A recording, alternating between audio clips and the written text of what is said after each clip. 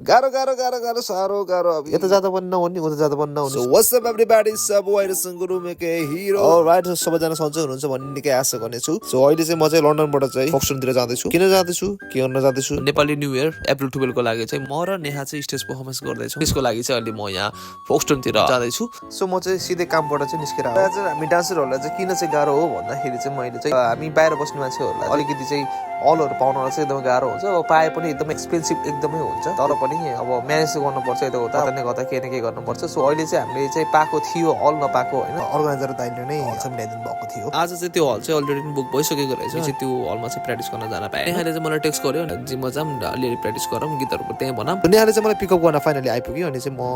कुर्दा थाकिसकेको थिएँ अलरेडी अनि कामबाट म सिधै कामबाट आएको थियो नि त एकदम थकित म थिएँ म होइन अनि थक पनि लाग्छ अभियसली अनि त्यसपछि नेहा पनि थाकिरहेको रहेछ जिमबाट आएर चाहिँ भोक लागेर केही कुराहरू किन्न गयो हामी खानेकुराहरू नेहाले चाहिँ मजाले हेर्दै थियो के खाने भनेर टुवाबाट हेरिरहेको थियो सो मलाई चाहिँ के खान्छौ भनेर सोधिरहेको थियो म नखाने भने मैले चाहिँ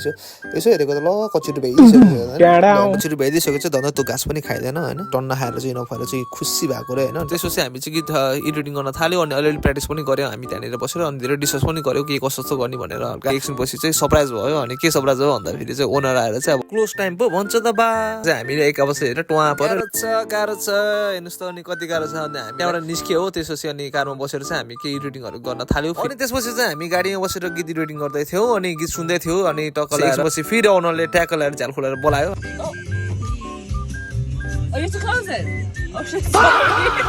ल हेर त हाम्रो यहाँबाट नि घर अनि भयो त गाह्रो छ त्यहाँबाट निस्किनु पनि भयो उनीहरूले चाहिँ गेट लाउनु पर्ने रहेछ त्यसपछि हामी ट्रेन स्टेसन कार पार्किङमा गएर प्र्याक्टिस गर्न थाल्यौँ अनि त्यहाँनिर चाहिँ गीत बजाएर चाहिँ टक्क लगाएर म चाहिँ नाचिरहेको थिएँ नेहा चाहिँ भित्र नाचिरहेको थियो सो यो कुराबाट चाहिँ के बुझ्न सकिन्छ भने हामी जस्तो डान्सरहरूको लाइफमा सजिलो हुँदैन प्र्याक्टिस गर्ने ठाउँ पनि पाउन गाह्रो हुने डान्स हल बुक गर्नलाई झन् एक्सपेन्सिभ हुने इभेन्टहरू पनि आउँछ पैसा पनि आउँछ तर त्यो पैसा ट्राभल प्र्याक्टिस खाजाहरूमै सकिन्छ र लास्टमा अनि आफ्नो लागि केही पनि बस्दैन तर त्यो सबैभन्दा ठुलो कुरा चाहिँ के हो भन्दा फेरि आज हामी डान्सरहरूको लागि चाहिँ मान्छेहरूले चाहिँ तालीको साथले सम्मान दिनुहुन्छ त्यो नै देखेर साह्रै खुसी लाग्छ अनि जति दुःख गरेको थियो त्यो कुराहरूमा हामीलाई केही दुःख जस्तो लाग्दैन सो या गाइस त्यही हो डान्सरको लाइफ बाहिरबाट हेर्दा सजिलो देखिन्छ तर भित्रबाट स्ट्रगलले भरिएको हुन्छ अनि आजको दिन चाहिँ यति नै सकियो म रातिको चाहिँ 11 बजे आइपुगेको थियो नेहाले चाहिँ मलाई गरिदियो यति भन्दा म यो भिडियो यहाँनिर एन्ड गर्छु so thank you so much सबैजनालाई हेर्दै भएकोमा लास्ट इन्डिङसम्म है त ल के कस्तो लाग्यो कमेन्ट हान्दिउँ टक्क लगाएर सबैजनाले बिहान फेरि उठेर जानुपर्ने छ गाह्रो